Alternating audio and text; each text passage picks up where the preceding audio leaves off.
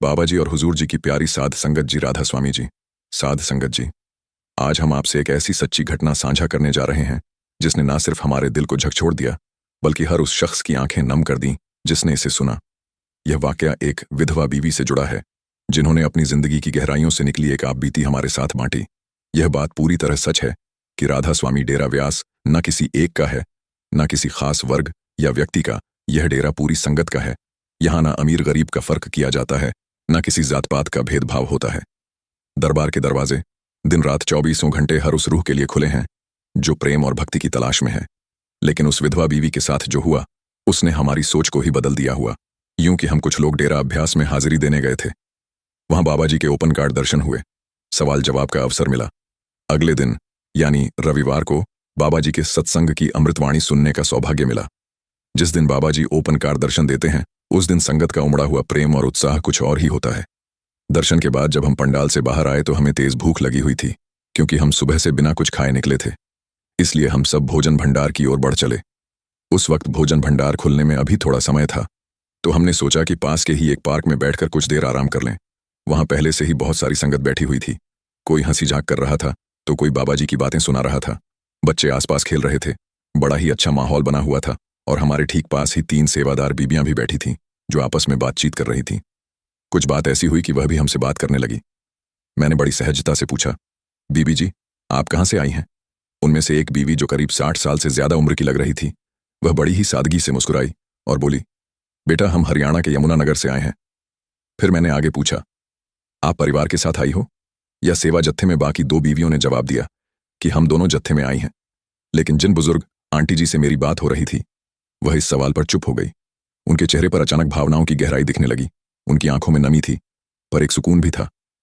जब मैंने उनसे वही सवाल फिर से किया तो उन्होंने बहुत ही प्रेम और विनम्रता से जवाब दिया, बेटा मेरी असली फैमिली तो अब यही है मेरे लिए। अब सब कुछ यही है, मेरा घर, यह डेरा है और परिवार, यह संगत है। उनके शब्दों ने हमारे दिल को छू लिया। एक पल को ऐसा लगा जैसे उन्होंने कुछ नहीं कहा लेकिन सब कुछ कह दिया। उस समय मुझे लगा जैसे उनके बच्चों ने उन्हें शायद घर से निकाल दिया है, लेकिन उनका दर्द कुछ अलग ही था। और संगत जी, जब आप आगे उस दर्द को सुनेंगे तो आपके रोंगटे खड़े हो जाएंगे। फिर मैंने हिम्मत करके बड़ी ही सहजता से आंटी जी से पूछा, लेकिन आंटी जी, आपके अपने परिवार वाले बच्चे, आपकी बहुएं, वह सब भी तो होंगे ना? यह सवाल सुनकर उनके चेहरे पर एक हल्की सी मुस्कान उभरी, वो मुस्कान जो कहीं ना कहीं बहुत कुछ छुपा रही थी। फिर उन्होंने गहरी सांस ली और बड़ी ही नरमी से कहा, बेटा ये बातें बहुत लंबी हैं, शायद इन्हें कुरेदना ठीक नहीं होगा। उनका यह जवाब, उनकी वो मुस्कान और उनकी आंखों में छुपा सारा जीवन जैसे एक पूरा उपन्यास था जिसे एक पल में पढ़ लिया हो। उस एक लम्हे में हमें यह समझ में आ गया कि डेरा ब्यास महज एक स्थान नहीं है, यह एक एहसास है। एक ऐसा परिवार जहां अपनेपन की डोर हर रूह को बांधे रखती है। चाहे कोई किसी भी शहर, गांव या हालात से आया हो, यहां उसे अपनापन ही मिलता है। उसी वक्त उनके पास बैठी दूसरी दोनों सेवादार बीवियों में से एक बीवी भी कुछ कहने लगी, बेटा इसकी कहानी मत पूछो तो ही अच्छा है। अब यह बात सुनकर हमारे भीतर जानने की चाह और भी गहरी हो गई। आखिर ऐसा क्या हुआ होगा कि आंटी जी ने अपनी पूरी दुनिया इस ढेरों की सेवा में समर्पित कर दी। हर किसी का कोई ना कोई होता है, लेकिन आंटी जी का कोई नहीं है, ना कोई बच्चे ना ही परिवार। यह बात हमें भीतर तक बेचैन कर गई। हमने भी समझदारी से बात बदल दी और वहां से उठ गए, क्योंकि तब तक भोजन भंडार खुल चुका था। हम अंदर जाकर भोजन करने लगे, लेकिन मन वहीं अटका हुआ था। मेरे दिल में यही सवाल घूमता रहा, क्या हुआ होगा उस महिला के साथ कि उन्होंने अपने जीवन की हर उम्मीद मालिक के चरणों में समर्पित कर दी। भोजन खत्म करने के बाद हम खुद को रोक नहीं सके और फिर से उसी पार्क की तरफ लौट गए। वहां देखा कि तीनों बीबियां अब अपनी सेवा में जुट गई थीं, लेकिन हमारे दिल की बेचैनी अब काबू में नहीं थी और हम सीधा उनके पास पहुंच गए। हमने बड़ी विनम्रता से फिर पूछा, आंटी जी कृपया सच सच बताइए, क्या आपकी शादी नहीं हुई थी या शादी हुई थी? और फिर कुछ हुआ? आप हमारे लिए अजनबी हो, लेकिन आपसे एक ही मुलाकात में हमें आपके अंदर एक अपनापन नजर आने लगा। इसलिए हम जानना चाहते हैं कि आप इस संसार में अकेली कैसे रह गई? सबका कोई ना कोई तो होता है। इस पर पास खड़ी दूसरी बीवी थोड़ा संकोच से बोली, बेटा अभी सेवा का समय है, आप लोग बाद में आकर मिल लेना। लेकिन आंटी जी की बातों में, उनके स्वभाव में कुछ ऐसा अपनापन था कि उनसे दूर जाने का मन ही नहीं कर रहा था। ऐसा लग रहा था जैसे उनसे कोई पुराना नाता हो, जैसे बरसों पुरानी जान पहचान हो, एक ऐसा रिश्ता जो शब्दों से नहीं आत्मा से जुड़ा हो। मन मानने को ही तैयार नहीं था कि बस अभी की मुलाकात है। फिर आंटी जी ने मेरी ओर बड़ी ही शांत नजरों से देखा और बोली, बेटा आज शाम को ठीक 5 बजे इसी जगह मिलना। तुम जानना चाहती हो कि मेरे साथ क्या क्या हुआ, तो मैं तुम्हें सब कुछ बताऊंगी।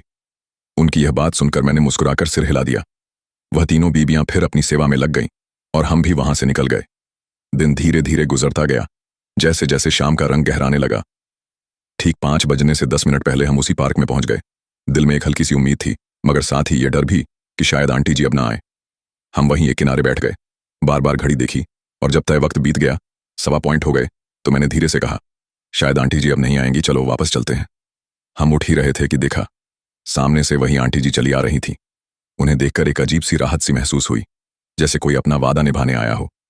जब वह पास आई तो मैंने मुस्कुराकर कहा, आंटी जी सच कहूं तो मुझे यकीन नहीं था कि आप आओगी। आंटी जी ने बड़ी ही सरलता से वहीं अपनी सौम्यता के साथ जवाब दिया, बेटा, जब मालिक के घर बैठकर और मालिक का नाम लेकर अगर किसी को वचन दिए जाए तो उन वचनों का मान जरूर रखना चाहिए। ऐसा कैसे हो सकता था कि मैं यहां ना आती। हाँ, मैं थोड़ा लेट जरूर हो गई, उसके लिए आप लोग मुझे माफ कर दीजिए। उनका यह विनम्र स्वभाव दिल को छू गया। हम सब लोग पार्क की एक बेंच पर बैठ गए। मैंने थोड़ी हिम्मत जुटाई और धीरे से पूछा, आंटी जी, अगर अब आप सहज महसूस करें तो बताइए कि आपका परिवार कहाँ है। यह सुनते ही उनके चेहरे पर एक नरम सी उदासी उतर आई, आंखों में नमी उभर आई, मगर चेहरा अब भी शांत था। उन्होंने धीरे से कहना शुरू किया, मेरी शादी हुई थी, मेरा मायका पूरा सत्संगी था, पूरा घर बाबा जी के प्रेम में लीन रहता था। मुझे भी जब मैं करीब 1920 साल की थी, तो उस समय 1944 में हुजूर महाराज जी से भजन सिमरन की नेमत मिली थी। मैं भी पूरी श्रद्धा से साधना में लगी रहती थी, और उन्हीं दिनों मेरी शादी भी हो गई थी। मगर मेरी शादी ऐसे घर में हुई जहां सत्संग का नाम तक लेना मना था। वहां मालिक के नाम की बात करना जैसे कोई गुनाह हो। वह लोग सिर्फ मंदिरों को मानते थे और गुरुओं की बात तक नहीं करते थे। इतना कहते कहते उनकी आवाज में बीते सालों की खामोशी झलकने लगी। चेहरा उस पल जैसे खुली किताब बन गया, जिसमें हर पन्ना संघर्ष, पीड़ा और प्रेम से लिखा था। आंटी जी ने फिर बोलना शुरू किया, शादी के शुरुआती दिन बहुत अच्छे थे। मेरे पति समझदार और शांत स्वभाव के थे। उनका परिवार भी औसत था, कोई बड़ा झगड़ा नहीं, ना कोई खास दिक्कत। सबसे बड़ी बात यह थी कि उन्होंने कभी मेरे परमार्थ के रास्ते में रुकावट नहीं डाली। जब मैंने उनसे डेरा जाने की बात कही तो उन्होंने खुशी से साथ दिया। धीरे धीरे वह खुद भी सत्संग में रुचि लेने लगे और मेरे साथ सत्संग और सेवा में जाने लगे। उनकी एक सरकारी नौकरी थी, वह बोली, और कुछ समय बाद मैंने भी नौकरी के लिए आवेदन दिया। मालिक की कृपा हुई और मुझे भी अध्यापक के तौर पर सरकारी नौकरी मिल गई। जिंदगी की गाड़ी साथ में चल रही थी और सब कुछ बहुत सुंदर लगने लगा था।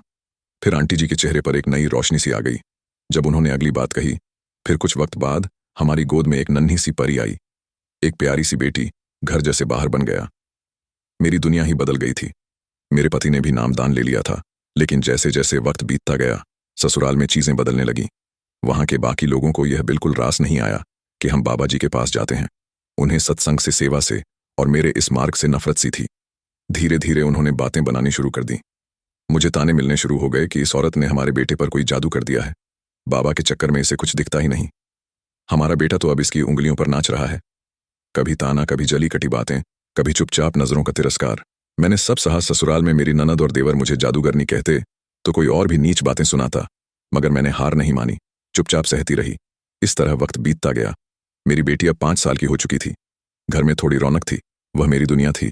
फिर एक दिन एक शाम मेरे पति ऑफिस के काम से बाहर गए हुए थे। काम खत्म करके लौटते वक्त एक बहुत भयानक सड़क हादसा हुआ। इतना गंभीर एक्सीडेंट था कि उन्हें बचने का एक भी मौका नहीं मिला। सब कुछ चंद सेकंड में खत्म हो गया। उस हादसे ने मेरे पति की जान ले ली। इतना कहते कहते आंटी जी रोने लगी। फिर हमने आंटी को दिलासा दिया और पानी पिलाया। आंटी ने आगे बताया कि जब यह खबर घर पहुंची तो जैसे तूफान आ गया। रोने चीखने की आवाजें, अफरा तफरी, और मेरे लिए जैसे वक्त वहीं ठहर गया। मेरा तो सब कुछ एक झटके में उजड़ गया था। अंदर ही अंदर मैं टूट चुकी थी। कुछ समझ नहीं आता था। दिल चीखता था, हे मालिक, ये तूने मेरे साथ क्या किया। पर बाबा जी की बातें भी याद आती थीं। जो होता है वह मालिक की मौत से होता है। मैंने खुद को संभालने की बहुत कोशिश की, आखिरी रस्में पूरी की, लेकिन उस माहौल में मैं अकेली पड़ गई थी। अभी कुछ ही दिन बीते थे कि हुजूर महाराज जी ने भी 1990 में चोला छोड़ दिया। अब मैं पूरी तरह से टूट चुकी थी। मेरे ससुराल वालों ने मेरा जीना मुश्किल कर दिया था।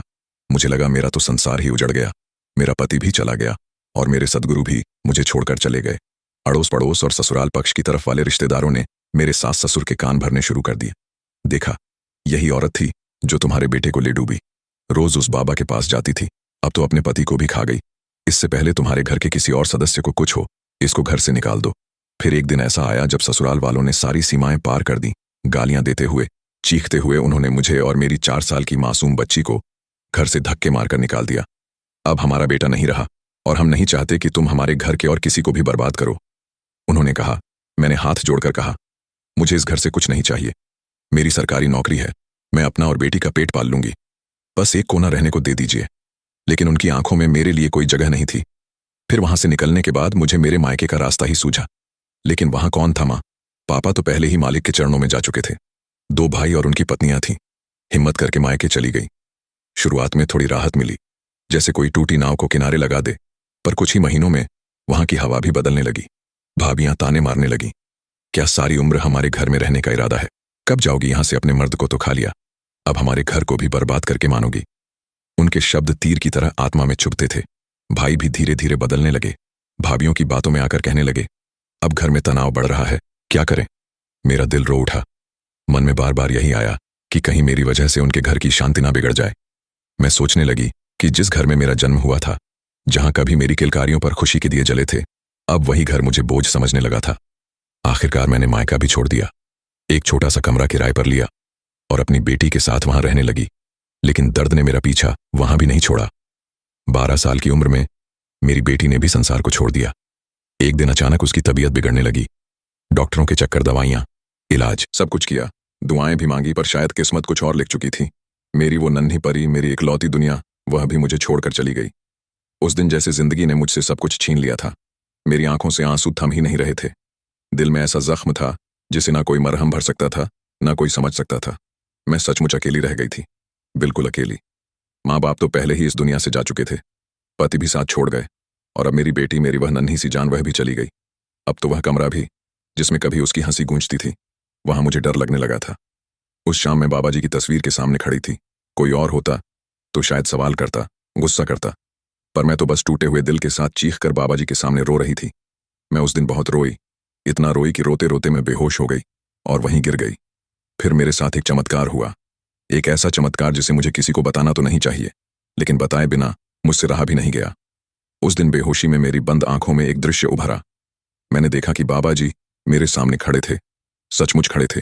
उन्होंने मेरे सिर पर हाथ रखा और उनकी आंखों में एक ऐसी करुणा थी जो मुझे भीतर से शांत कर गई। उन्होंने बड़े ही शांत स्वर में कहा, बेटा, जो कुछ तूने झेला है वो तेरे ही पुराने कर्मों का हिसाब है, और कर्मों का हिसाब अटल होता है। तू मालिक का शुक्र कर कि मालिक ने तेरे भारी कर्मों का निपटारा करवा दिया। आगे बाबा जी ने मुझे कहा कि बेटा, यहां कोई किसी का नहीं होता। हर आत्मा अकेली आती है और अकेली ही लौटती है। ये संसार एक नाटक की तरह होता है। जैसे रंगमंच पर कोई किसी की पत्नी का किरदार निभाता है, तो कोई किसी के पति का किसी का कोई रिश्ता होता है, तो किसी का कोई। जैसे ही नाटक खत्म होता है, वह बनावटी रिश्ते भी खत्म हो जाते हैं।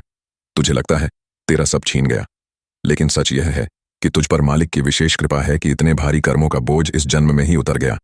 हिसाब तो हर किसी को देना ही पड़ता है, कर्मों के हिसाब से कोई नहीं बच सकता। तू बस अपने सच्चे रिश्ते का ख्याल रख, एक वही रिश्ता तेरे हमेशा काम आएगा। बाबा जी के यह शब्द जैसे मेरे दिल के कोने कोने में उतरते चले गए। बाबा जी बोल रहे थे और मैं बस उन्हें देख रही थी। कुछ पल ऐसे बीते कि मैं भूल ही गई कि मुझ पर क्या बीता है। फिर जब मेरी आंख खुली, बाबा जी कमरे में नहीं थे, लेकिन उनके कहे हर एक लफ्ज की गूंज अभी मेरे कानों में थी।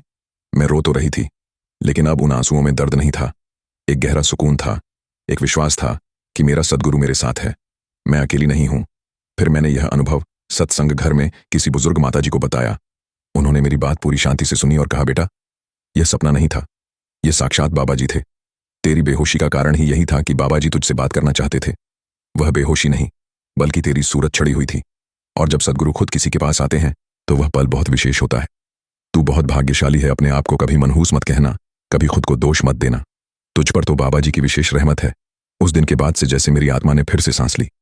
दर्द अब भी था, पर साथ में एक नई समझ, एक नई रोशनी थी कि मेरा गुरु हर पल मेरे साथ है। मैंने फिर से जीना शुरू कर दिया। भजन, सिमरन, सत्संग, सेवा सब फिर से शुरू कर दिया। इस बार और ज्यादा श्रद्धा से। जब 8 साल में नौकरी से रिटायर हुई तो मैंने सोचा कि अब मुझे अपने परिवार के पास जाना चाहिए, और मैं हमेशा के लिए यहां आ गई। अब मैं यहां रहती हूं बहुत शांति से, बहुत प्रेम से। मुझे अब एक परिवार मिल गया है, संगत, सेवादार, मेरा सद्गुरु, सब मेरे अपने हैं। यहां ना कोई ताना देता है, ना कोई गुस्से से देखता है, ना कोई किसी को दोष देता है। यहां की हवा में सिर्फ प्रेम है, और वह प्रेम निस्वार्थ, गहरा और बिना शर्त वाला है। आखिरी शब्द कहते कहते आंटी के चेहरे पर एक सुंदर सी मुस्कान थी, और उस मुस्कान को देखकर हमें बहुत अच्छा लगा। संगत जी, जब वह आंटी जी बोल रही थी ना, तो उनके शब्द जैसे किसी सच्चे प्रेमी की जुबान से निकले फूल थे। नरम, साफ और सीधे, रूह को छू जाने वाले। ऐसा लग रहा था कि इतना कुछ सहने के बाद भी उस दिन उनकी बातों में वह मिठास थी जो सिर्फ एक सच्चे सेवक की वाणी में होती है। एक ऐसा सेवक जो अपने गुरु से पूरे दिल पूरे वजूद से मोहब्बत करता है, और अगर हम अपने ही अंदर झांके तो यह साफ दिखता है कि मालिक ने हमारी झोली कभी खाली नहीं छोड़ी। उसने हर बार दिया, हर मोड़ पर साथ निभाया, लेकिन फिर भी हम इंसान अक्सर किसी न किसी शिकायत का बहाना ढूंढ ही लेते हैं। हमारे पास सब कुछ होता है, छत रोटी परिवार सुख, लेकिन फिर भी हम भूल जाते हैं कि शुक्र अदा करना भी एक भक्ति ही है।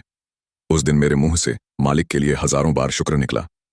हे मेरे मालिक, तूने तो हमें सब कुछ दिया, पर हम तेरी नेमतों को गिनने की बजाय उल्टा तुझसे शिकायतें करते रहे। शुक्र मनाना तो दूर, हम तुझे याद भी तब करते हैं जब कोई परेशानी सिर पर आती है।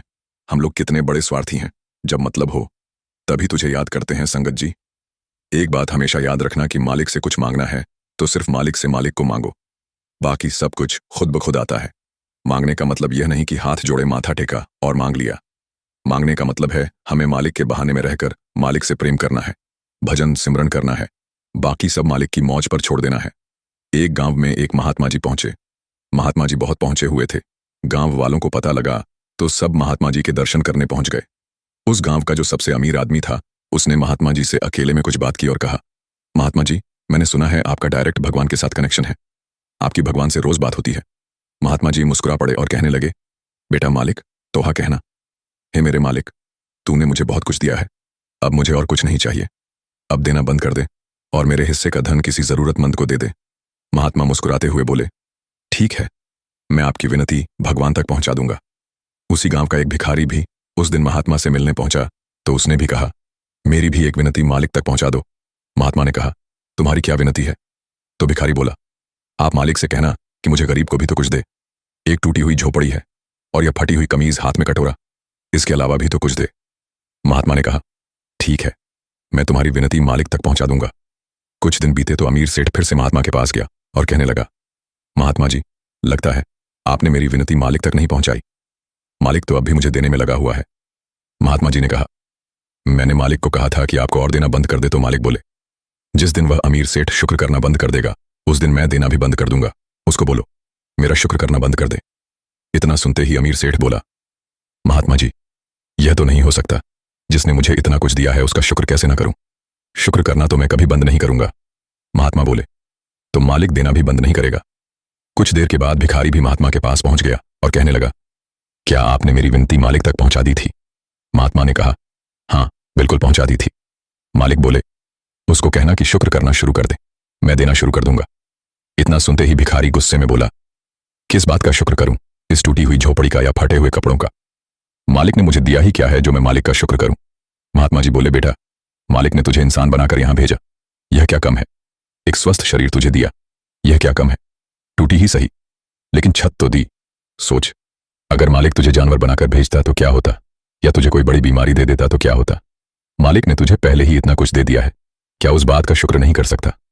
महात्मा जी बोले, तू बस शुक्र करना शुरू कर दे, मालिक तेरी झोलियां भर देगा।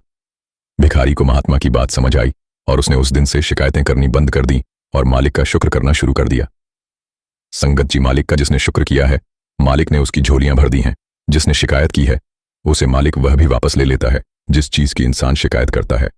आइए अब इस वीडियो को यहां समाप्त करते हुए सारी संगत को कमेंट के जरिए राधा स्वामी बोलते हैं।